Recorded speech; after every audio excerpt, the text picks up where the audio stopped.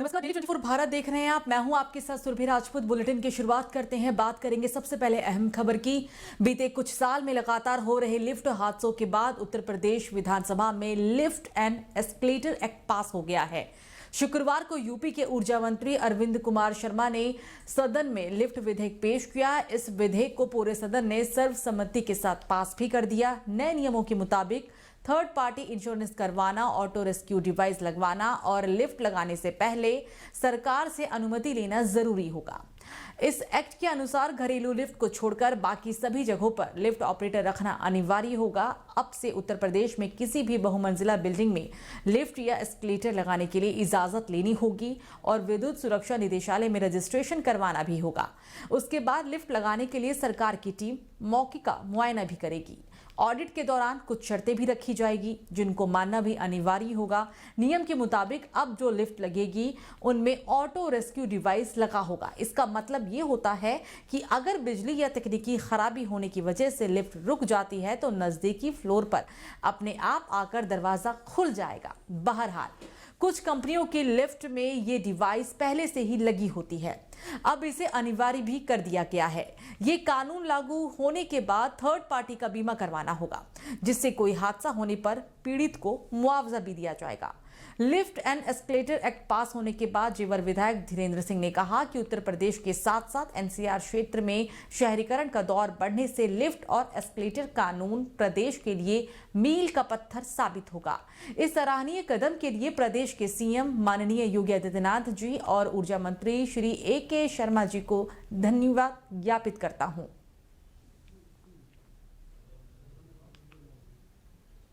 तो देश में अच्छी रैंकिंग में शामिल एमिटी यूनिवर्सिटी के क्लासरूम में मारपीट का वीडियो वायरल हो रहा है। दरअसल आज सुबह से एक वीडियो सोशल मीडिया पर तेजी से वायरल हो रहा था। वीडियो में कुछ छात्र आपस में लड़ते हुए दिख रहे थे।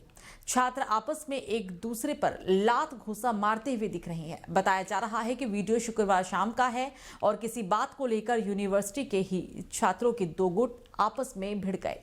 देखते ही देखते ये पूरा मामला सबके सामने आ गया और छात्रों के दोनों गुट मारपीट पर उतर आए, जिसका वीडियो अब वायरल हो रहा है। वहीं इस मामले पर जानकारी देते हुए थाना एक्स सेक्टर 126 पुलिस ने बताया है कि मारपीट का एक वीडियो सोशल मीडिया के जरिए संज्ञान में आया है। वीडियो में दिख रहे युवकों की पहचान भी की जा रही है। जांच कर आवश्यक कार्रवाई की जा रही है। साथ ही इलाके में गश्त भी बढ़ा दी गई है और वैधानिक कार्रवाई भी की जा रही है।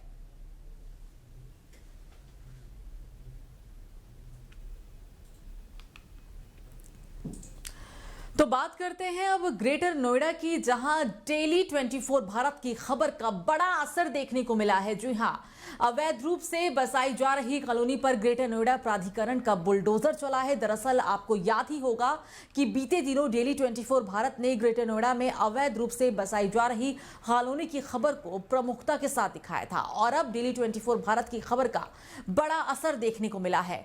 दरअसल योगी राज में एक बार फिर अवैध कॉलोनियों पर प्रशासन का पीला पंजा चला है। प्राधिकरण के अधिसूचित क्षेत्र में अवैध रूप से कॉलोनी बसाई जा रही थी, जिस पर यूपी के सीएम योगी आदित्यनाथ के सबसे भरोसेमंद अफसर ग्रेटर नोएडा प्राधिकरण के CEO NG रवि कुमार ने खबर पर संज्ञान लेते हुए एक टीम का गठन किया, जिस पर आज प्राधिकरण की टीम ने मौके पर पहुंचकर अवैध रूप से बसाई जा रही कॉलोनियों पर बड़ी कार्रवाई करते हुए 30 से भी ज्यादा बुलडोजर और JCB की मदद से अवैध रूप से बनाए गए मकानों को ढाया। ये बड़ी कार्रवाई बादलपुर थाना क्षेत्र के सहारा सिटी में हुई है। ग्रेटर नोएडा प्राधिकरण के CEO NG रवि के आदेश के बाद लगातार ग्रेटर नोएडा में अवैध रूप से बसी हुई कॉलोनियों को ध्वस्त किया जा रहा है। ग्रेटर नोएडा प्राधिकरण की जो अधिसूचित जमीन है उसमें कॉलोनाइजरों ने जगह जगह पर कॉलोनी बनाई और उसके बाद से ही लगातार प्राधिकरण के द्वारा उसको कब्जा मुक्त कर उस जमीन को कब्जे में लिया जा रहा है। आज भी ग्रेटर नोएडा प्राधिकरण के द्वारा ये कार्रवाई की गई। ग्रेटर नोएडा प्राधिकरण के द्वारा करीब 25 से 30 बुलडोजर जो बादलपुर थाना क्षेत्र में एक सहारा सिटी और समदल सिटी है वहां पर पहुंचे और वहां पर बनी हुई अवैध कॉलोनियों को ध्वस्त कर दिया गया। दरअसल यहाँ पर अवैध रूप से इन सिटी को बसाया जा रहा था और अवैध रूप से यहाँ पे कॉलोनी बनाई जा रही थी, लेकिन प्राधिकरण की टीम को लगातार इसकी सूचना मिली। सूचना के बाद प्राधिकरण की टीम मौके पर पहुंची और उसे ध्वस्त कर दिया गया। गौरतलब है कि ग्रेटर नोएडा प्राधिकरण के जो CEO हैं NG रवि, उनके निर्देश पर लगातार पूरे ग्रेटर नोएडा प्राधिकरण में कार्रवाई चल रही है, लेकिन उसके बावजूद भी जो कॉलोनाइजर हैं वह बाज नहीं आ रहे और उनके द्वारा प्राधिकरण की अधिसूचित जमीन पर कब्जा किया जा रहा है और उनके द्वारा कॉलोनियां बसाई जा रही हैं, उनको भोले भाले लोगों को बेचा जा रहा है। लेकिन प्राधिकरण का साफ तौर पे कहना है कि भोले भाले लोग इन कॉलोनाइजरों के चंगुल में ना फंसे और इन कॉलोनियों में कोई भी प्लॉट ना खरीदें, क्योंकि इनके खिलाफ लगातार बुलडोजर की कार्रवाई की जाएगी। Bhupesh Pratap Singh, daily 24 Bharat, greater Noida. तो खबरों में आगे बढ़ेंगे, बात करेंगे हम बांदा की, जहां गैंगस्टर के अभियुक्त की एसटीएम और पुलिस की संयुक्त टीम ने संपत्ति कुर्क कर दी है। जिलाधिकारी के आदेश पर संयुक्त टीम ने गैंगस्टर के आरोपी सूरज सिंह और कैलाश पटेल की 72,78,200 की संपत्ति को कुर्क किया। गिरोह बनाकर गलत ढंग से की गई कमाई से खरीदी गई जमीन और अन्य संपत्ति को कुर्क किया गया। नशीले पदार्थों की तस्करी और अन्य आपराधिक मामलों में दोनों अभियुक्त संलिप्त थे। अपराध द्वारा अर्जित की गई संपत्ति को पुलिस प्रशासन के द्वारा कुर्क कर दिया गया है। ये पूरा मामला कमासीन थाना क्षेत्र के लोहरा गांव का बताया जा रहा है। कैलाश पटेल, सूरज सिंह जो ओझा नगर मजरा लोहरा थाना कमासीन के रहने वाले हैं, उनके खिलाफ थाना अतर्रा पर अपराध संख्या 14/23 गैंगस्टर एक्ट का मुकदमा पंजीकृत हुआ था, जिसकी विवेचना वर्तमान एसओ फतेहगंज नंदकुलाल द्वारा की गई। विवेचना के क्रम में अभियुक्तों द्वारा अवैध रूप से अर्जित की गई 72,78,200 रुपये की संपत्ति की रिपोर्ट जिलाधिकारी बांदा को जब्तीकरण के लिए दी गई थी, जिसके क्रम में जिलाधिकारी बांदा द्वारा दिनांक 31/1/24 को जब्तीकरण के आदेश पारित किए गए। उसी के क्रम में एसडीएम बबेरू द्वारा संयुक्त टीम के साथ जब्तीकरण की कार्रवाई।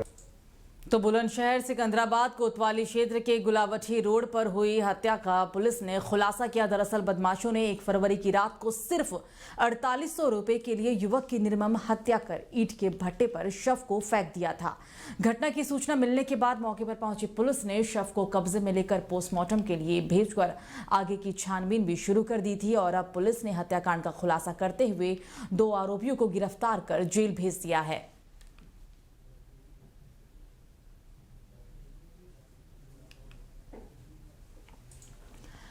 तो पुलिस अपराधों पर अंकुश लगाने के साथ उनकी आर्थिक रूप से कमर तोड़ने के लिए अपराधियों के खिलाफ लगातार कड़ी कार्रवाई कर रही है और इसी कड़ी में पुलिस आयुक्त न्यायालय गौतम बुद्ध नगर द्वारा 14A गैंगस्टर एक्ट के तहत कार्रवाई करते हुए स्क्रैप माफिया और गैंग लीडर रवि नागर उर्फ रवि काना और गैंग के सदस्य राजकुमार के अवैध रूप से अर्जित की गई चल और अचल संपत्ति को कुर्क कर दिया। इस दौरान करीब 120 करोड़ रुपए की संपत्ति को गौतम बुद्ध नगर पुलिस आयुक्त न्यायालय के आदेश पर कुर्क किया गया। इस संपत्तियों में वाहन, जमीन के साथ विभिन्न बैंकों के खाते में जमा राशि भी शामिल है। रवि काना के खिलाफ विभिन्न कोतवाली में 8 से भी अधिक मुकदमे दर्ज हैं, जबकि गैंग के 16 सदस्यों के खिलाफ भी मुकदमे दर्ज किए गए थे और गैंग के 9 सदस्यों को गिरफ्तार भी कर लिया गया था। रवि काना, उसकी पत्नी मधु, रवि की महिला मित्र काजल सहित अन्य आरोपित फरार हो गए थे। उनकी तलाश में पुलिस लगातार तपिश भी दे रही है। गैंग के अन्य सदस्यों की संपत्ति भी जल्द ही कुर्क की जा सकती है। स्क्रैप माफिया रवि काना के खिलाफ पुलिस की कार्रवाई लगातार जारी है। पुलिस कमिश्नर लक्ष्मी सिंह की तरफ से लगातार उसके ठिकानों पर कार्रवाई की गई थी और कल ही गौतम बुद्ध नगर का जो पुलिस आयुक्त न्यायालय है उसकी तरफ से आदेश हुआ, जिसमें गैंगस्टर एक्ट के तहत रवि काना और राजकुमार के खिलाफ कार्रवाई की गई और 120 करोड़ की उसकी संपत्ति को कुर्क करने का आदेश दिया गया। इस समय आप देख सकते हैं, हम इस समय बिसरख में मौजूद हैं, जहाँ पर बीटा 2 थाना पुलिस और नॉलेज पार्क थाना पुलिस मौके पर पहुंची हुई है और उनके द्वारा यहाँ पर लगातार जो यह कंपनी है, यहाँ इस कुर्की की कार्रवाई की जा रही है। 120 करोड़ रुपए की जो टोटल संपत्ति है उसको कुर्क किया जाना है, जिसमें 11 वाहन है, इसके अलावा अन्य संपत्ति है, यानी कुल मिलाकर 120 करोड़ रुपए की संपत्ति रवि काना और जो राजकुमार है इनकी संपत्ति को कुर्क किया जाना है। रवि काना अभी फरार चल रहा है। इस गिरोह के 9 सदस्यों को गिरफ्तार किया जा चुका है, जबकि रवि काना सहित काफी लोग अभी भी फरार चल रहे हैं, जिनको लेकर पुलिस कई जगह पर दबिश दे चुकी है, लेकिन अभी भी रवि काना फरार है। तो अगली खबर प्रतापगढ़ से है, जहां शहर के चौक घंटाघर पर इस्लामिक झंडा फहराया गया। भगवा झंडा को उतारकर अराजक तत्व ने इस्लामिक झंडा फहराया है। अराजक तत्वों की हरकत से लोगों में काफी गुस्सा भी देखा जा रहा है। सीसीटीवी फुटेज की मदद से व्यक्ति की पहचान करने के लिए पुलिस लगातार जुटी हुई है। हालांकि जहां झंडा फहराया गया उसी के बगल में पुलिस चौकी भी है, लेकिन पुलिस को इसकी भनक तक नहीं लग सकी। सूचना मिलने पर पुलिस हरकत में आई और मुकदमा दर्ज कर अराजक तत्वों की तलाशी में भी जुट गई। वहीं अपर पुलिस अधीक्षक दुर्गेश सिंह का कहना है कि किसी अराजक तत्व ने चौक में झंडा फहरा दिया था। झंडे को नीचे भी उतार लिया गया। मामले में मुकदमा दर्ज कर आरोपी की तलाश में पुलिस जुटी हुई है। थाना कोतवाली नगर जनपद प्रतापगढ़ के अंतर्गत आज दिनांक 10/2/2024 को करीब 7:30-8 बजे दिन में सुबह ये जानकारी में आया कि घंटाघर पे एक हरे रंग का झंडा किसी ने लगा दिया है। इस पे तत्काल पुलिस पहुंच के और झंडे को उतरवा दी और अभी उसमें सीसीटीवी फुटेज खंगाली जा रही है। टीमों का गठन कर दिया गया है। अज्ञात व्यक्ति के विरुद्ध अभियोग पंजीकृत करके आवश्यक विधिक कार्रवाई की जा रही है। शीघ्र ही इस घटना का खुलासा किया जाएगा और जो भी ये शरारत किया होगा उसको गिरफ्तार करके जेल भेजा जाएगा। दुनिया में शायद ही कोई राम भक्त होगा जिसने राम आएंगे तो अंगना सजाऊंगी इस भजन को नहीं सुना हो। इस भजन को गाने वाली स्वाति मिश्रा यूपी के एक कार्यक्रम में पहुंची, जहां पर स्वाति मिश्रा के भजन कार्यक्रम में लोगों की भारी भीड़ देखने को मिली। भगवान राम के भजनों पर लोग मंत्रमुग्ध दिखे। इस दौरान स्वाति मिश्रा ने कई भजनों की प्रस्तुति भी दी। मीडिया से बात करते हुए स्वाति मिश्रा ने कहा कि भगवान राम के भजन गाने के लिए अलग से किसी प्रेरणा की जरूरत नहीं। भगवान राम के नाम में ही प्रेरणा का भंडार है। वो दुनिया के आदर्श हैं। वहीं भगवान राम पर गाए भजन पर प्रधानमंत्री नरेंद्र मोदी दोबारा ट्वीट कर सराहना करते हुए उन्होंने कहा कि ये एक उनके लिए अभूतपूर्व क्षण था। एक पल के लिए लगा उन्हें कि ये सब फेक है, लेकिन जब पता चला कि ये सच है तो वो भाव बहुत ही अद्भुत था। अच्छा लग रहा है इस नगरी में आके, इस जगह पे आके राम जी का अगर भजन गाओ तो और मजा आएगा। राम भक्त को एक लड़की को जैसा लगना चाहिए वैसा ही लग रहा है। बहुत अच्छा लग रहा है। ऑब्वियसली पूरे देश को बहुत अच्छा लग रहा है। तो अच्छा, मोदी जी ने आपका जो आपने जो भजन गाया था, राम आएंगे हमारे अंगना सजाऊंगी, ट्वीट किया था। हाँ, ये ट्वीट किया था। तो जब उन्होंने ट्वीट किया तो उस समय आपका कैसे मन में आपके क्या चल रहा था? विचार तो ये था कि नहीं, ये रियल नहीं है, ये ओरिजिनल नहीं है। पहले तो यही लगा, लेकिन जब हमने चेक किया, जब ओरिजिनल आया हो तो फिर तो खुशी का ठिकाना नहीं था, क्योंकि हमें भी कहीं ना कहीं अंदाजा था कि अगर ये सही निकल गया तो फिर इसके बाद की जिंदगी क्या हो सकती है। तो बहुत खुश थे हम, मेरी फैमिली। तो चलिए खबरों में आगे बढ़ते हैं। बात करते हैं ग्रेटर नोएडा की, जहां कोतवाली जारजा पुलिस और बाइक सवार बदमाश के बीच मुठभेड़ हो गई और इस मुठभेड़ में एक बदमाश के पैर में गोली लग गई, जिससे वो घायल हो गया। हालांकि पुलिस ने बदमाश को इलाज के लिए अस्पताल में भर्ती करवाया है। आपको बता दें कि बदमाश के कब्जे से एक तमंचा, कारतूस और हीरो स्प्लेंडर मोटरसाइकिल भी बरामद की गई।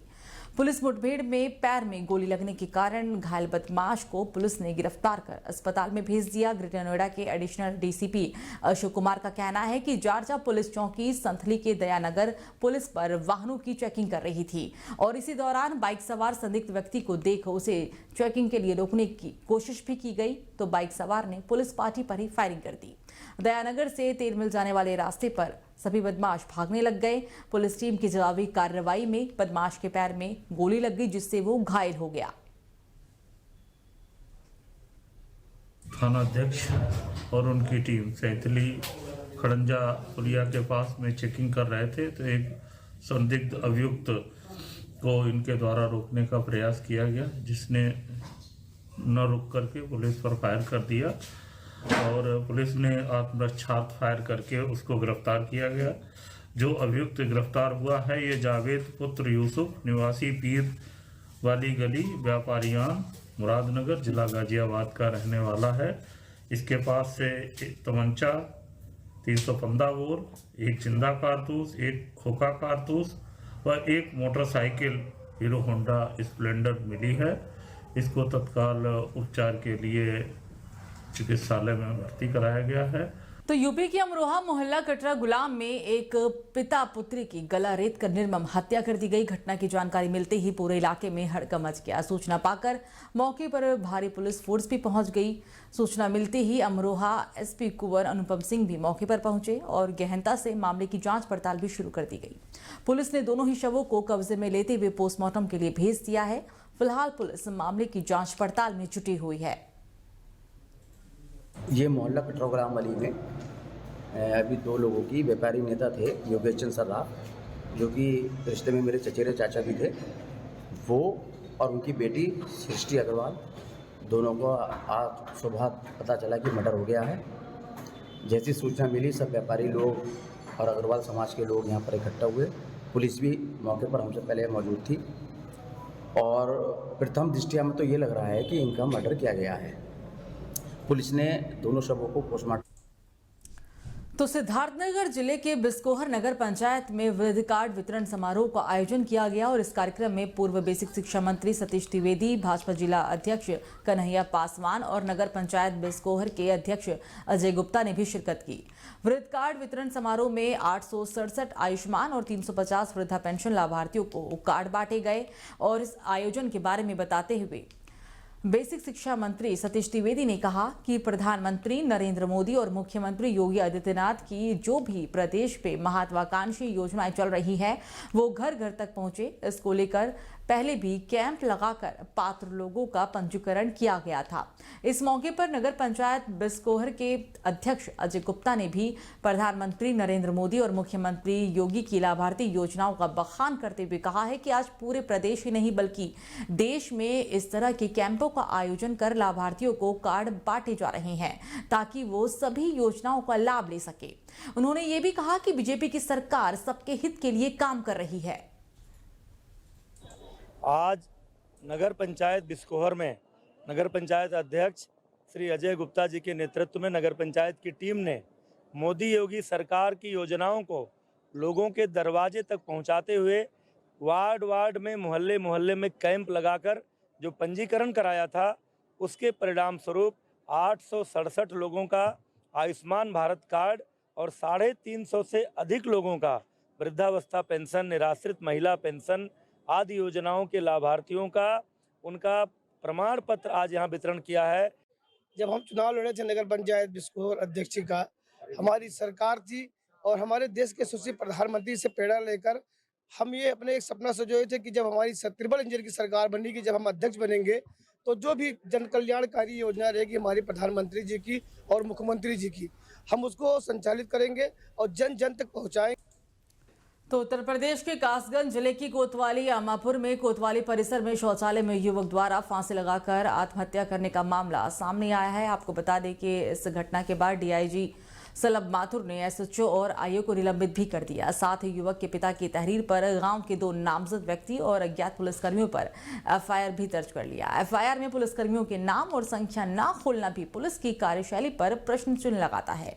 आपको बता दें कि कासगंज की अमापुर कोतवाली में कोतवाली क्षेत्र के गांव रसलुआ सुहेलपुर के गांव रहने वाले गौरव जाटव ने शौचालय में फांसी लगाकर खुदकुशी करने का प्रयास किया था, जिसके चलते उसे बाद में अलीगढ़ हायर सेंटर भी रेफर किया गया था, जहां उसका इलाज जारी है। ये युवक एक घटना के अंदर प्रकाश में आया था। एक एफआईआर यहाँ पे अज्ञात में पंजीकृत हुई थी, जो कि एक नाबालिग लड़की को भगाने को लेकर थी। लड़की की बरामदगी के उपरांत जो है 164 के बयानों में इनके नाम की बढ़ोतरी हुई थी। उसके द्वारा आज सुसाइड का अटेम्प्ट किया गया। पीड़ित परिवारजन जो है जिन लड़के ने सुसाइड किया, उनका कहना है कि ये 3 तारीख को यहाँ थाने पर आ गया था। उस संदर्भ में उनके द्वारा एक तहरीर दी गई है। उस तहरीर के ऊपर लड़की के घर वालों के ऊपर और अज्ञात पुलिसकर्मियों के ऊपर एफआईआर दर्ज की गई है और प्रकरण के अंदर प्रथम दृष्टया लापरवाही मानते हुए जो विवेचक है और थाना अध्यक्ष हैं उनको भी और थाना अध्यक्ष को भी सस्पेंड कर दिया गया। तो फरीदाबाद के अमृतपुर थाना क्षेत्र के गांव हरसिंहपुर गहलवार के निकट ट्रैक्टर ने बाइक में जोरदार टक्कर मार दी। ट्रैक्टर की टक्कर लगने से बाइक सवार दोनों युवक गंभीर रूप से घायल हो गए। मौके पर ग्रामीणों की भीड़ भी लग गई। ग्रामीणों ने घटना की सूचना पुलिस को दी।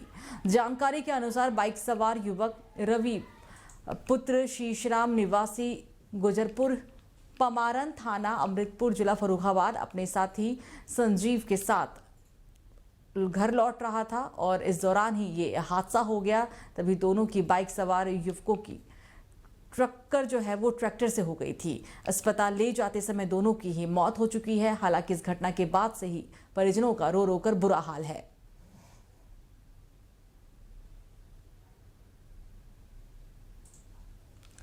तो खबरों में आगे बढ़ेंगे, बात करेंगे अब अगली अहम खबर की, जो कि सहारनपुर से है। सहारनपुर के वरिष्ठ पुलिस अधीक्षक के निर्देशन में अपराध पर नियंत्रण करने के लिए और चोरी की घटनाओं पर नियंत्रण रखने के लिए एक सघन चेकिंग अभियान भी चलाया जा रहा है। इसी कड़ी में पुलिस अधीक्षक नगर और क्षेत्राधिकारी नगर प्रथम के निकट पर्यवेक्षक में थाना प्रभारी सुनील कुमार नागर के कुशल नेतृत्व में 2 आरोपियों को गिरफ्तार किया गया है।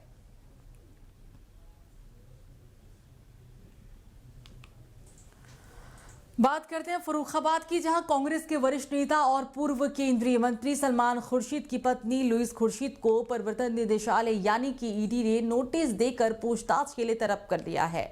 उन्हें 15 फरवरी को लखनऊ स्थित ईडी के जोनल मुख्यालय में बुलाया गया है। आपको बता दें कि लुईस खुर्शीद के खिलाफ 2 दिन पहले बरेली की MP MLA अदालत ने गैर जमानती वारंट भी जारी किया। दरअसल साल 2009-10 में लुईस खुर्शीद की doctor Zakir Hussain memorial trust को केंद्र सरकार ने दिव्यांगजनों को कृत्रिम अंग और उपकरण बांटने के लिए करीब 71 लाख रुपए सब्सिडी दी थी। इसमें फर्जीवाड़ा होने पर बरेली, बुलंदशहर, शाहजहांपुर समेत कई जिलों में मुकदमा भी दर्ज हुआ था, जिसमें ट्रस्ट की परियोजना निदेशक लुईस खुर्शीद और सचिव मोहम्मद अतहर फारूकी को नामजद किया गया था।